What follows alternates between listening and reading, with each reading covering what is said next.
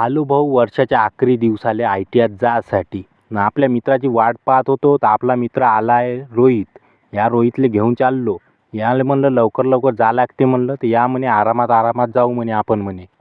तर चालता चालता आलो भाऊ आम्ही आदर्श शाळेपाशी. या आदर्श शाळेमध्ये आमच्या गावचे 2-3 मुलं शिकते. आणि इकडं आहे पानठेला. शाळेसमोर पानठेला का कामाचा आहे बरं. मी तर आमच्या रोहित बरं निघलो.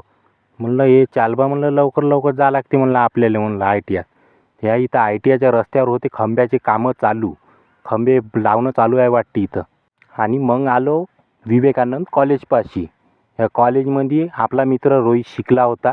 याच रोहित आहे बरं जो माझ्यासोबत आहे. हे पाहू शकता याले. मी हिंडत आहे माझ्या बरं आता आय टी आय करून राहिलं वाटते. तर आम्ही जात जात आमचं एक आय टी आय खूप दूरच आहे म्हणून आम्हाला जा लागते.